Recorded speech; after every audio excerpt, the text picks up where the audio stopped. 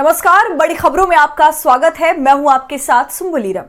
इस खबर में बात होगी सुप्रीम कोर्ट में बीजेपी को मिली बड़ी हार की, राहुल गांधी की भारत जोड़ो न्याय यात्रा की, बात करेंगे किसानों की दिल्ली कूच की कैसी है तैयारी, बताएंगे कैसे हरियाणा में खट्टर सरकार कभी भी गिर सकती है, जानेंगे बिहार में निकली तेजस्वी यादव की जन विश्वास यात्रा के बारे में। तो आइए खबर की शुरुआत करते हैं। इस खबर की शुरुआत आज की सबसे बड़ी खबर से। चंडीगढ़ मेयर चुनाव मामले में रविवार रात तक सियासी गलियारों में चर्चा थी कि भाजपा एक बार फिर मेयर बनाने में कामयाब हो जाएगी। मनोज सोनकर ने पद से इस्तीफा दे दिया था ताकि दोबारा चुनाव हो सके। चुनाव में बहुमत साबित करने के लिए भाजपा ने आप के 3 पार्षद तोड़ लिए और रविवार देर रात उन्हें पार्टी में शामिल करा लिया, लेकिन सुप्रीम कोर्ट ने गेम पलट दिया। तो क्या है पूरी खबर, देखिए इस रिपोर्ट में। चंडीगढ़ मेयर चुनाव में हुई गड़बड़ी के मामले में सुप्रीम कोर्ट में मंगलवार को ऐतिहासिक फैसला सुनाया। कोर्ट ने पुराने नतीजों को खारिज करते हुए आम आदमी पार्टी उम्मीदवार कुलदीप कुमार को विजयी घोषित कर दिया। सुनवाई के दौरान चीफ जस्टिस ने रिटर्निंग ऑफिसर द्वारा अमान्य घोषित किए गए सभी 8 वोटों को मान्य करार देने के निर्देश दिए। इन सभी वोटों के बैलेट पेपर पर रिटर्निंग ऑफिसर ने क्रॉस लगाया था। मामले की सुनवाई करते हुए सीजेआई ने कहा कि सभी 8 वोट याचिकाकर्ता उम्मीदवार कुलदीप कुमार के पक्ष में थे। रिटर्निंग अफसर ने अपने अधिकार से बाहर जाकर काम किया। कल सोमवार को सवाल पूछने से पहले हमने अनिल मसीह को गंभीर नतीजा भुगतने की चेतावनी भी दी थी। रिटर्निंग ऑफिसर ने अपराध किया है, इसके लिए उसके खिलाफ समुचित कार्रवाई होगी। दरअसल सीजीआई की बेंच के सामने सोमवार को रिटर्निंग ऑफिसर ने कबूल किया था कि उन्होंने ही बैलेट पेपर पर क्रॉस लगाया था। कोर्ट ने रिटर्निंग ऑफिसर से पूछताछ के बाद चुनाव से संबंधित सारे ओरिजिनल वीडियो रिकॉर्डिंग और दस्तावेज मंगवाए थे जो कोर्ट रूम पहुंचे। रिटर्निंग ऑफिसर का वीडियो और बैलेट पेपर भी कोर्ट रूम में जमा कर दिया गया। सुप्रीम कोर्ट का फैसला आने के बाद कुलदीप कुमार का फोटो अब वायरल हो रहा है, जिसमें उनके आंसू छलक रहे हैं। साथ ही इस जीत के मौके पर उन्होंने कहा कि मैं कोर्ट का धन्यवाद देना चाहता हूं। सच को कुछ समय के लिए परेशान किया जा सकता है, लेकिन कुचला या दबाया नहीं जा सकता। वहीं आम आदमी पार्टी के संयोजक और दिल्ली के मुख्यमंत्री अरविंद केजरीवाल ने सोशल मीडिया प्लेटफॉर्म एक्स पर पोस्ट में लिखा, कुलदीप कुमार एक गरीब घर का लड़का है। इंडिया गठबंधन की ओर से चंडीगढ़ का मेयर बनने पर बहुत बहुत बधाई। ये केवल भारतीय जनतंत्र और माननीय सुप्रीम कोर्ट की वजह से संभव हुआ। हमें किसी भी हालत में अपने जनतंत्र और स्वायत्त संस्थाओं की निष्पक्षता को बचा कर रखना है। राहुल गांधी की भारत जोड़ो न्याय यात्रा को मिल रहे समर्थन से बीजेपी बैकफुट पर है। आज न्याय यात्रा रायबरेली से होते हुए लखनऊ पहुंची, जहां लोगों का जबरदस्त समर्थन इस यात्रा को मिला। साथ ही इस यात्रा से फायदा कांग्रेस के साथ साथ उसके सहयोगियों को भी मिलता दिखाई दे रहा है और इसी क्रम में सपा और कांग्रेस साथ में चुनाव लड़ने का भी ऐलान कर चुके हैं। देखिए इस पर हमारी ये खास रिपोर्ट। उत्तर प्रदेश में चल रही राहुल गांधी की भारत जोड़ो न्याय यात्रा का मंगलवार को 38वां दिन है और आज ये यात्रा अमेठी से निकलकर रायबरेली होते हुए लखनऊ पहुंची है। उत्तर प्रदेश में न्याय यात्रा में पिछले 4 दिनों में जनता ने बढ़ चढ़कर हिस्सा लिया और जनता का ये समर्थन ही मोदी सरकार की बेचैनी बढ़ा रहा है। बीते दिन न्याय यात्रा अमेठी में थी और आज यानी 20 फरवरी को अमेठी से चलकर रायबरेली पहुंची है, जहां भारी मात्रा में भीड़ ने यात्रा का स्वागत किया। कांग्रेस नेता राहुल गांधी ने जनसभा को संबोधित किया। उन्होंने कहा, हिंदुस्तान में जब आप 200 बड़ी कंपनियों को देखेंगे तो उनमें से एक भी ओबीसी, दलित, आदिवासी वर्ग के लोग नहीं मिलेंगे, लेकिन आप मनरेगा कॉन्ट्रैक्ट लेबर की लिस्ट देखेंगे तो उसमें ओबीसी, दलित, आदिवासी वर्ग के लोग ही दिखेंगे। ये सरकार आप लोगों से सिर्फ मजदूरी करा रही है। कांग्रेस नेता ने पेपर लीक के मुद्दे पर योगी सरकार को घेरा है। इसी के साथ उन्होंने कांग्रेस के मैनिफेस्टो में जाति जनगणना को पहले नंबर पर बताया। आपको बता दें कि रायबरेली में न्याय यात्रा का विरोध करने बीजेपी युवा मोर्चा के पदाधिकारियों की कांग्रेस समर्थकों से झड़प भी हो गई। पुलिस के हस्तक्षेप के बाद स्थिति सामान्य हुई। उत्तर प्रदेश में इसके पहले भी भाजपा कार्यकर्ताओं ने कई बार यात्रा में बाधा डालने की कोशिश की है और इन घटनाओं को देखकर ये साफ है कि न्याय यात्रा की बढ़ती लोकप्रियता से मोदी सरकार का डर बढ़ता ही जा रहा है। रायबरेली से निकलकर यात्रा लखनऊ पहुंची, जहां आलमबाग, चारबाग से होते हुए कांग्रेस सांसद ने घंटा घर पर जनसभा की। बताया जा रहा है कि मुरादाबाद में कांग्रेस महासचिव प्रियंका गांधी भी न्याय यात्रा में शामिल हो सकती हैं। तो वहीं न्याय यात्रा का फायदा कांग्रेस के साथ उसके सहयोगियों को भी मिलता हुआ नजर आ रहा है। यूपी में सपा और कांग्रेस मिलकर चुनाव लड़ने का ऐलान कर चुके हैं और इनके बीच गठबंधन का ऐलान भी हो सकता है। मनरेगा की लिस्ट निकालो, ओबीसी दिखेंगे, दलित दिखेंगे, आदिवासी दिखेंगे। कॉन्ट्रैक्ट लेबर की लिस्ट निकालो, ओबीसी दिखेंगे, आदिवासी दिखेंगे, दलित निकलेंगे। किसानों का आंदोलन अलग से बीजेपी की परेशानी बना हुआ है। किसान 21 फरवरी को दिल्ली चलो का ऐलान कर चुके हैं। मोदी सरकार ने जो फॉर्मूला किसानों के सामने रखा था, किसानों ने उसे खारिज करते हुए सभी फसलों पर एमएसपी की मांग कर दी है। तो क्यों किसानों के ऐलान से डरी दिख रही है बीजेपी सरकार? देखिए इस रिपोर्ट में। किसान पिछले 8 दिनों से सड़कों पर अपनी मांगों को लेकर बैठे हुए हैं। किसानों ने ठान लिया है कि जब तक उनकी मांगों को पूरा नहीं किया जाएगा तब तक वो पीछे नहीं हटेंगे। किसानों को रोकने के लिए लगातार पुलिस बल का प्रयोग किया जा रहा है, आंसू गैसों का इस्तेमाल हो रहा है, लेकिन किसानों ने हार नहीं मानी है।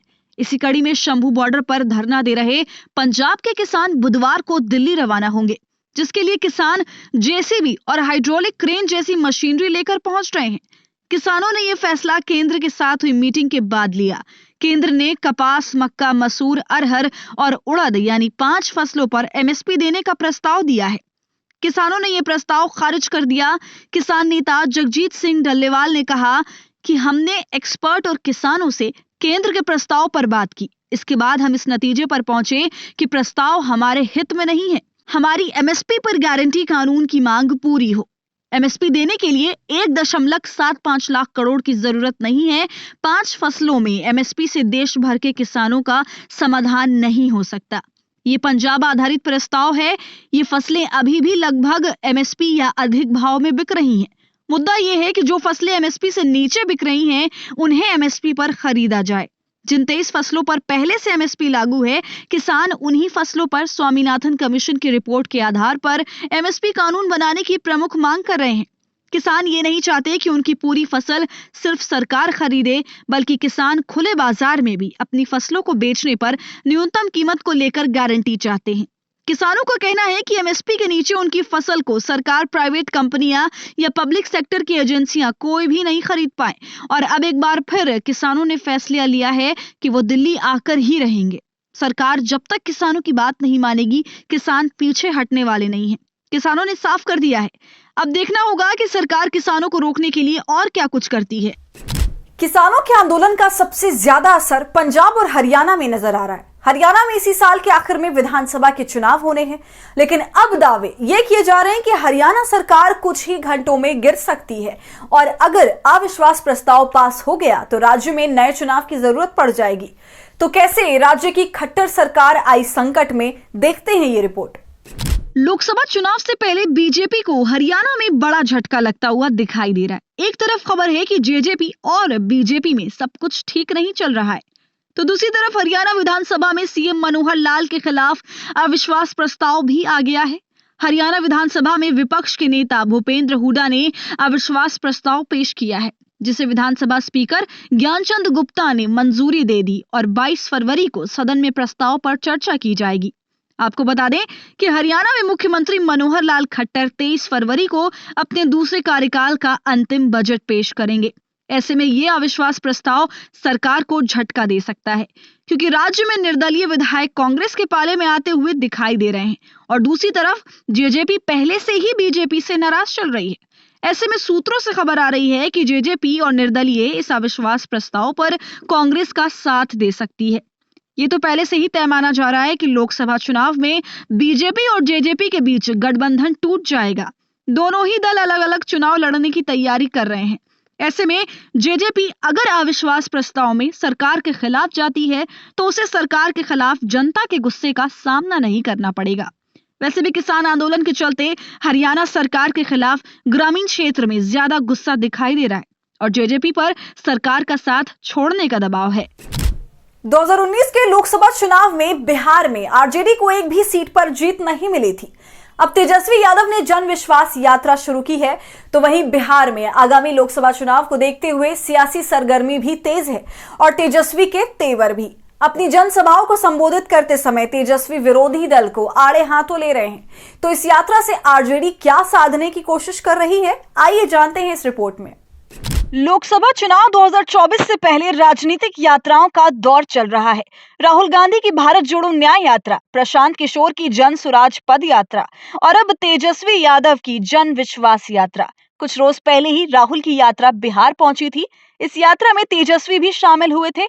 इसके बाद 20 फरवरी को बिहार के पूर्व उप मुख्यमंत्री ने भी अपनी यात्रा शुरू कर दी है। अब सवाल ये है कि तेजस्वी की इस यात्रा से राष्ट्रीय जनता दल को लोकसभा चुनाव में कितना फायदा मिलेगा। बिहार की राजनीति हाल के दिनों में अटकलों से भरी रही है और नीतीश के धोखे के बाद भी लालू और तेजस्वी का नर्म व्यवहार बिहार में राजनीतिक दलों के बीच गठबंधन पर सवालिया निशान लगाए हुए है। लेकिन तेजस्वी की इस यात्रा की तैयारियों पर गौर करें तो उन्होंने ये भी तय कर लिया है कि इस यात्रा में तेजस्वी के निशाने पर मुख्य रूप से नीतीश और भाजपा रहेंगे। तो आज 20 फरवरी को यात्रा के पहले दिन तेजस्वी ने मुजफ्फरपुर के सकरी सरैया में रैली को संबोधित किया। इस दौरान उन्होंने कहा कि लोग कहते हैं कि आरजेडी माई मुस्लिम यादव की पार्टी है, लेकिन आरजेडी बाप की पार्टी है। उन्होंने बाप को कुछ इस तरह परिभाषित किया: बी से बहुजन, ए से अगड़ा, ए से आधी आबादी यानी महिलाएं और पी से पुअर यानी गरीबों की पार्टी। पिछले लोकसभा चुनाव में आरजेडी एक सीट भी नहीं जीत पाई थी। एक्सपर्ट्स की माने तो तेजस्वी के पास मुद्दे तो हैं, मगर सामने खड़ी नीतीश और भाजपा का मजबूत गठबंधन भी है। इसलिए ऐसा लगता है कि ये यात्रा ज्यादा धमाल नहीं मचा पाएगी। लोगों की तेजस्वी को लेकर क्या प्रतिक्रिया रहती है वो भी देखना जरूरी होगा। जो है माई की पार्टी है, एमवाई की पार्टी है। हम कहना चाहते हैं माई के साथ साथ बाप की भी पार्टी है। ये बाप की पार्टी कैसे है? बी से बहुजन, ए से अगला, ए से आधी आबादी और पी से पुअर बता गरीब। तो इस पूरी वीडियो पर क्या है आपकी राय, हमसे कमेंट सेक्शन में जरूर साझा कीजिए। इस वीडियो को लाइक और शेयर करना ना भूलें। साथ ही हमारे चैनल को सपोर्ट करने के लिए थैंक्स और ज्वाइन के बटन का इस्तेमाल जरूर करें। और अगर आपने अब तक हमारे चैनल खबर अड्डा को यूट्यूब पर सब्सक्राइब नहीं किया है तो इसे अभी फौरन कर लें।